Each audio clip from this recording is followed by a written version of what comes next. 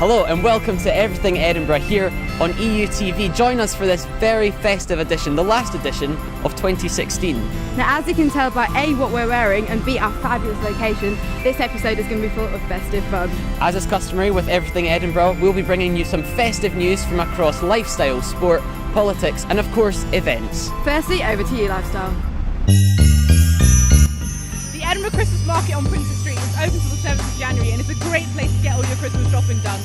There's over 150 stalls with European food, drink, mulled wine, and if that's not enough, there's an ice rink and a Ferris wheel as well.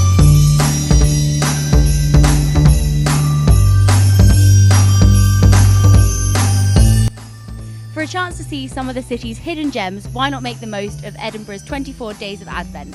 It started on the 1st of December here at the Assembly Rooms, and it's going to let you into some of the city's secrets that you might not get to see, and for free. Each day offers a different chance to see behind the door of one of Edinburgh's most historic buildings, including Summer Hall, St Giles Cathedral and the Secret Herb Garden. We're here at the Street of Light as part of the Edinburgh Christmas Festival, where over 60,000 lights will be displayed on the west side of George Street. With music from the Edinburgh Festival Chorus and dance from the Scottish Bhangra crew, this is an event not to be missed. The Street of Light is just one of the many attractions here at the Scottish Christmas Market, where you can also try a variety of Scottish produce from local sellers.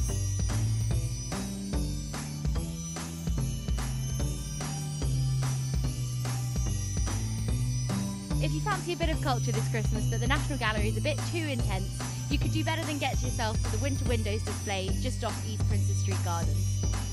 Designed by children from 25 primary and secondary schools across Edinburgh, they're great to catch a glimpse of if you can see them through the crowds.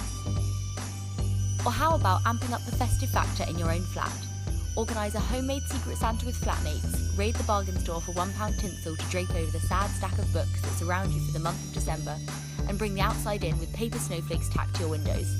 If you're stuck for costume ideas, a green dress wrapped in fairy lights really can look like a Christmas tree if you squint hard enough. Thank you, Lifestyle. That's definitely got us into the Christmas mood. Now let's have a brief look at what politics have been getting up to this week. There's been no shortage of content in the political landscape in 2016, so let's see what EUTV's politics team had to say about this year.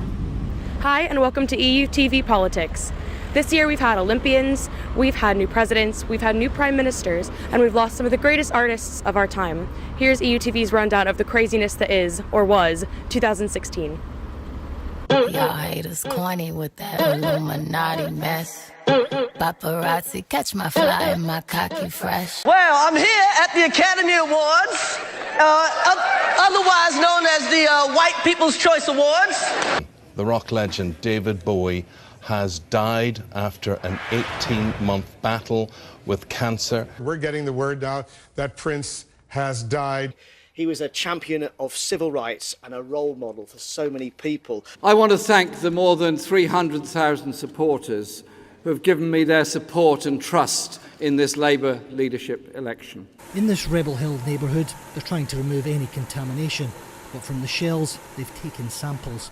The UN has opened an investigation into the suspected attack. After our sixth straw poll, we have a clear favourite, and his name is Antonio Guterres.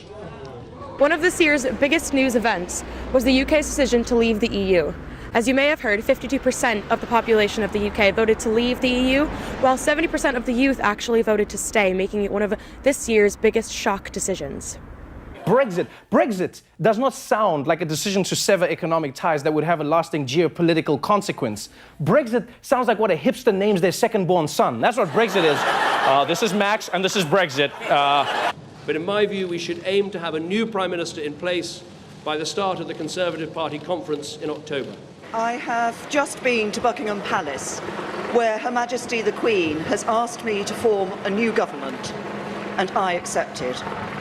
In uni news, we made national headlines with our safe space policy, saw the return of the halloumi burger to the library bar, and elected a new Student Association president, Alec Edgecliffe-Johnson, who we interviewed earlier this year.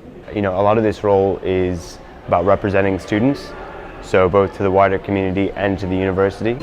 And finally, 2016 saw an unlikely US celebrity break into the 2016 US election. Many thought that Donald Trump was in over his head in this election, but clearly he knew something that we did not, and quickly rose to the top. So I want to say to President-elect Trump, congratulations. To Melania and the new First Family, congratulations. And to Vladimir Putin and everyone in Russia, pozdravlenia. I know we have still not shattered that highest and hardest glass ceiling, but someday someone will, and hopefully sooner than we might think right now. I think we can all agree that 2016 has been an interesting year, but happy holidays from EUTV, and here's to a better 2017.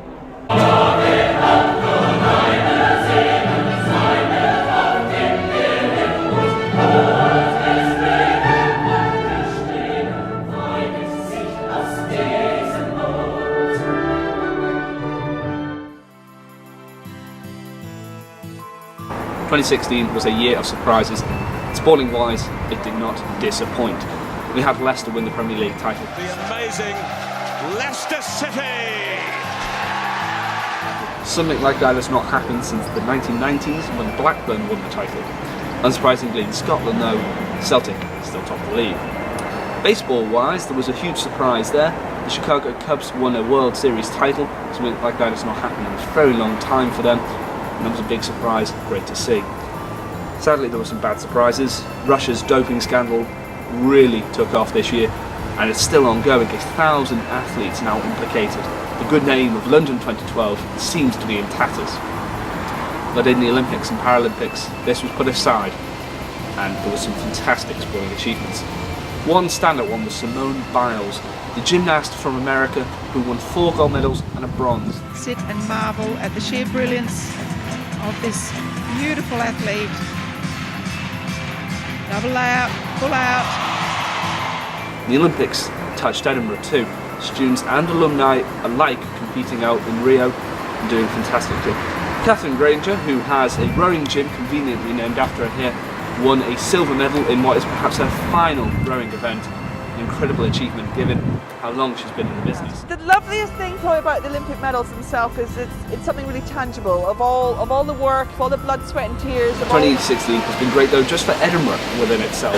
This Edinburgh Girl campaign was a huge success, as was the winter tournament. It looks like sport here in Edinburgh is going to remain cutting edge. I think that has clearly seen the women's rugby team this year utterly decimating St Andrews. Hopefully 2017 will be full of just as many surprises, just as many underdogs, just as much Edinburgh success.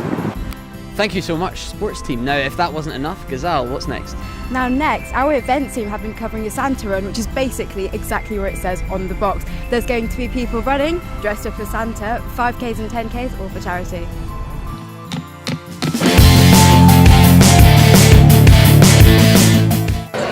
Hi, it's Aaron here from EUTV. I'm at the Santa Dash in Princess Street Gardens, running for the When You Wish Upon a Star Foundation.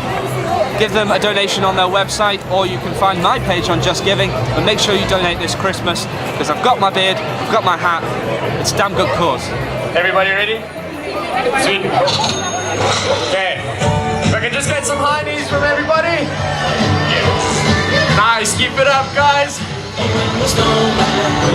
Nice, easy pace. Good, get those knees as high as you can. A little bit higher. There we go.